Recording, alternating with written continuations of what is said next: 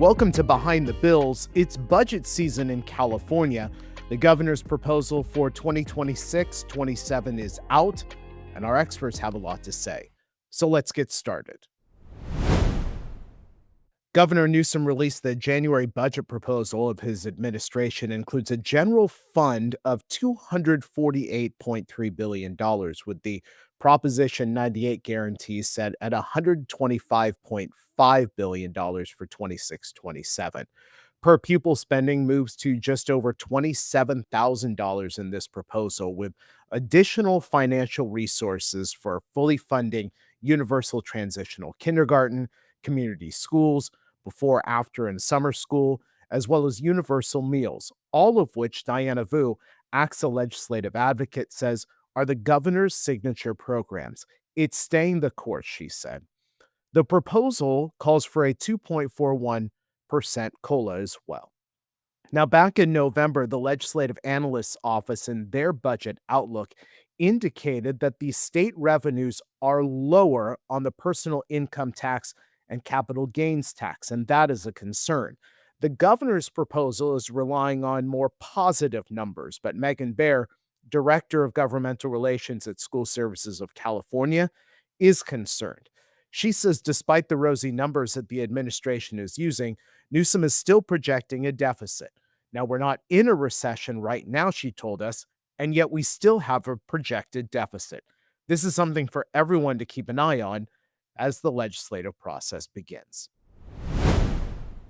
Now, there are a few key pieces of the budget that we need to examine, and we'll start with a $5.6 billion settle-up that the governor is proposing as part of the 2025-26 budget window. The governor is proposing to hold back $5.6 billion from the Prop 98 guarantee. What does that mean in a granular sense? About $909 per ADA. Now, Megan told us that the state under this proposal would be using that settle-up to pay for general fund expenses, essentially balancing the budget on the back of Proposition 98. ACSA legislative advocate Cordell Hampton says this settle-up would impact programs that are seeing student success, programs that need to be maintained. Over the fall, the Education Coalition submitted a letter to the administration calling to preserve the integrity of Prop 98. He says education organizations must be united in their message about preserving the integrity of Prop 98. Now, this is the second year in a row of a proposed settle-up. Last year, it was $1.9 billion. Now, this is a major talking point for education organizations and student advocates because of what this settle-up will look like if we do hit a recession. Does it become a $10 billion settle-up? And what is the impact on school districts? I also want to make mention that due to the significant mandatory deposits made in previous years, the local reserve cap is triggered for districts. This is something that we'll keep an eye on moving forward.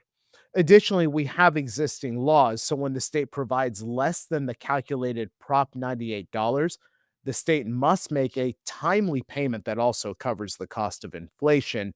By comparison, the governor's proposed settle-up does not. Earlier, I mentioned a few signature programs. I want to deliver some additional details. Now, the governor is proposing a $1 billion increase in funding for community schools that will fund additional schools and support the existing schools. At the moment, it's unclear what that amount would be to support existing schools, and we hope to hear those details by the end of January. With universal meals, there's a $100 billion one-time addition to expand the program's infrastructure. Among everything in front of us with the upcoming legislative session, let's end with a few bright spots. The governor is proposing to equalize rates in special education. Right now, every district has a different per ADA funding rate for programs. The amount the governor is proposing is $999 per pupil. The governor proposes that investment for all school districts. Newsom is making another investment in before and after school care by stabilizing Tier 2 at $1,800 per pupil, and he's maintaining his commitment to pay off the amount owed to the Learning Recovery Emergency Block Grant to the tune of $757 million. The governors also unveiled another discretionary block grant of 2.8 billion. This is $1 billion more, but it looks like we'll need to be proactive in keeping it alive. And so now we move into that legislative process where lawmakers take a deeper dive into the proposal, and we also begin seeing trailer bills. The month of February is upon us, and there's a lot of work ahead. That is it for Behind the Bills. As always, be sure to review and subscribe. And now we're excited to announce a $200 Amazon gift card for our subscribers. All you need to do is send a screenshot of your rating and review to Behind the Bills. We'll announce a winner when we hit 500 subscribers, and you must be an active member to participate. This podcast was produced by Michael Kelly. For everyone here at ACSA, I'm Naj Alikhan. We'll see you next time.